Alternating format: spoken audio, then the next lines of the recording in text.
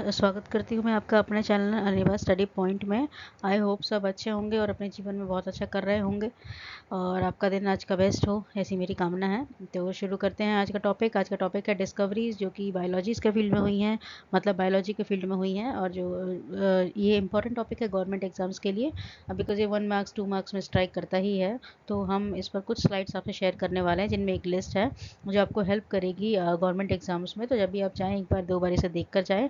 अगर आप को बाहर से किताब खरीद के पढ़ना ज़्यादा सूटेबल लगता है तो आप वह कर सकते हैं, और नहीं तो आप इस वीडियो को भी प्रेफर कर सकते हैं। ठीक है, तो ये आपके ऊपर है। तो चलिए शुरू करते हैं।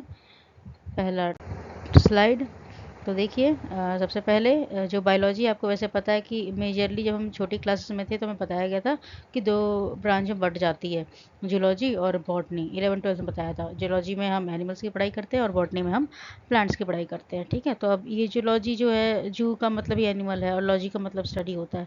तो कोई तो था जिसने इसके बारे में बात करी और इस फील्ड को शुरू किया होगा। तो जूलॉजी की खोज एरिस्टोटल ने की थी, इस फील्ड की। ठीक है, वायरोलॉजी का मतलब होता है वायरस की पढ़ाई करना, और इसको वेंडल एम स्टैनली का नाम आता है, जिन्होंने इसके बारे में अपना कंट्रीब्यूशन दिया और इस पर खोज की।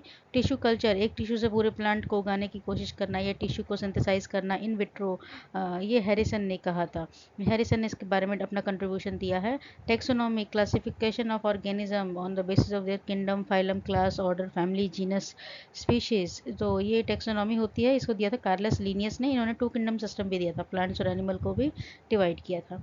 रेडिएशन बायोलॉजी, इसमें हम अल्फा बीटा गामा रेज और रेडिएशन का क्या इम्पैक्ट होता है लिविंग ऑर्गेनिजम्स पर, ये पढ़ते हैं। तो इसको दिया था हरमैन जोसेफ मुलर ने। ठीक है, पैलियोंटोलॉजी ये दिया है लियोनार्डो डा विंसी ने। मॉडर्न पैलियोंटोलॉजी की बात करते हैं जॉर्जेस कवियर। ठीक है, तो ये आपको एक एक लाइन में याद करना पड़ेगा। फादर हैं वो ग्रिगोर जॉन मेंडल को माना जाता है। मॉडर्न जेनेटिक्स जो है, मॉडर्न जेनेटिक्स के जो फादर हैं वो विलियम बैटसन को माना जाता है। विलियम बैटसन ने अपनी मेजर खोज करी है मॉडर्न जेनेटिक्स में। और जेनेटिक्स की किसने की है? ग्रिगोर जॉन मेंडल ने। हमें 10th क्लास में पढ़ा था कि इन्होंने पी के प्लांट पर एक्सपेरिमेंट किए थे और 7 ट्रेट्स को सबसे पहले कंसिडर किया था। ठीक है, तो इनको फादर कहा जाता है, ग्रिगोर जॉन मेंडल को। एम्ब्रियोलॉजी, जिसमें हम एम्ब्रियो के बारे में और जो फीटस होता है, जन्म से पहले जो बच्चे की ग्रोथ है और क्या चीज़ के अंदर चेंजेस आ रहे हैं उसके बारे में पढ़ते हैं। इसकी खोज की थी एरिस्टोटल ने। मॉडर्न एम्ब्रियोलॉजी को वॉन बेर लेकर आए हैं। इन्होंने इसमें अपना कंट्रीब्यूशन दिया है। मॉडर्न सेल बायोलॉजी के फादर कीथ पॉटर को माना जाता है। सेल बायोलॉजी में हम सेल्स के बारे में पढ़ना और सेल का पूरा सिस्टम। एनाटॉमी, इंटरनल स्ट्रक्चर की पढ़ाई करना, एंड्रियास वर्सेलिस का नाम है, जिनको फादर माना जाता है एनाटॉमी का, जिन्होंने खोज की। माइक्रोस्कोपिक एनाटॉमी का मार्सेलो मेल्फिगी का नाम दिया जाता है। माइक्रोस्कोपिक मतलब जो छोटे छोटे ऑर्गेनिजम्स हैं उनके एनाटॉमी की जो स्ट्रक्चर है की पढ़ाई होती है, उसके फादर मार्सेलो मेल्फिगी को माना गया है। आगे है माइक्रोबायोलॉजी। माइक्रोबायोलॉजी कैसा फील्ड है बायोलॉजी का, जिसमें आप माइक्रो ऑर्गेनिजम्स के बारे में पढ़ते हैं, like bacteria, fungi, virus, alga और प्रोटोजोआ भी आ जाते हैं इस कैटेगरी में। तो लुईस पैस्चर को इसका फादर माना जाता है। मेडिसिन के जो फादर है उसको हिपोक्रेट्स को माना जाता है। इंडियन पेलियोबॉटनी के फादर बीरबल साहनी को माना जाता है। और इंडियन इकोलॉजी के फादर आर मिश्रा को माना जाता है। ठीक है, इम्यूनोलॉजी, जिसमें हम इम्यून सिस्टम की पढ़ाई कैसे काम करता है, इसके फादर एडवर्ड जेनर को माना जाता है। हिस्टोलॉजी, इसके फादर जेवियर बिचैट को माना जाता है। और ग्रीन रिवॉल्यूशन, इसके फादर नॉर्मन ई बोरलॉग को माना जाता है। तो ये अलग अलग साइंटिस्ट हैं जिन्होंने अपना कंट्रीब्यूशन दिया है इन फील्डों में, और इसकी वजह से हमारी लाइफ बहुत आसान हो गई है। ठीक है, जेनेटिक इंजीनियरिंग, जीन्स के अंदर चेंजेस करना, डीएनए अगर डैमेज है तो उसको सिंथेसाइज करना और जीन को मैनिपुलेट करना और नए फीचर्स इंट्रोड्यूस करवाना, ये सब जेनेटिक इंजीनियरिंग में होता है। तो पॉल बर्ग इसके फादर माने जाते हैं। जीन थेरेपी, एंडरसन इसके फादर माने जाते हैं। एक्सपेरिमेंटल जेनेटिक्स, इसके फादर थॉमस हंट मॉर्गन को माना जाता है।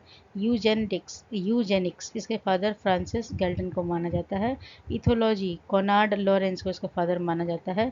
एंड्रोक्राइनोलॉजी, जिसमें आप हार्मोन्स के बारे में, एंडोक्राइन सिस्टम, एक्सोक्राइन सिस्टम कैसे काम करता है, इसके बारे में पढ़ते हैं। इसके फादर थॉमस एडिसन को माना जाता है।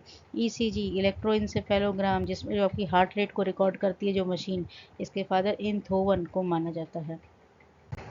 आगे है डीएनए फिंगरप्रिंटिंग। डीएनए की बहुत सारी कॉपी निकाल लेना, डीएनए से पता लगाना क्राइम का या फिर पेरेंट्स का। तो इसको एलेक्स जेफरे जो है उनको उसका फादर माना जाता है डीएनए फिंगरप्रिंटिंग का। साइटोलॉजी, सेल की स्टडी करना, रॉबर्ट हुक को माना जाता है। ऐसा मानते हैं रॉबर्ट हुक ने सेल को डिस्कवर किया था 1665 में, तो साइटोलॉजी के फादर रॉबर्ट हुक को ही कहा गया। कंडीशनल रिफ्लेक्सेस, ये हमारे ब्रेन से रिलेटेड है, तो इसके फादर इवान पाव्लोव को माना जाता है। ठीक है। कंडीशनल रिफ्लेक्सेस ये यूजुअली आपके बिहेवियर को स्टडी करता है और आप कैसे रिएक्ट करेंगे किसी भी सिचुएशन में, उस बात पर ये स्टडी करते हैं। कंपैरेटिव एनाटॉमी, दो ऑर्गेनिज्म की एनाटॉमी को आपस में कंपेयर करना और स्टडी करना, इसके फादर जो है वो जॉर्जस कुवियर को माना जाता है। बॉटनी, एज वी नो, जिसमें हम प्लांट्स के बारे में पढ़ते हैं, इसके फादर थियोपेस्ट्रस को माना जाता है। ब्लड ग्रुप, जो 4-5 ग्रुप हम जानते हैं, कार्ल लैंडस्टाइनर इसके फादर माने जाते हैं। ब्लड सर्कुलेशन, विलियम हार्वी को ब्लड सर्कुलेशन का फादर माना गया है। ठीक है, तो आई होप आपको समझ में आया हो। अच्छा लगा हो तो thank you very much, and like कर सकते हैं, शेयर कर सकते हैं, सब्सक्राइब कर सकते हैं, and all the best for your exam. Thank you.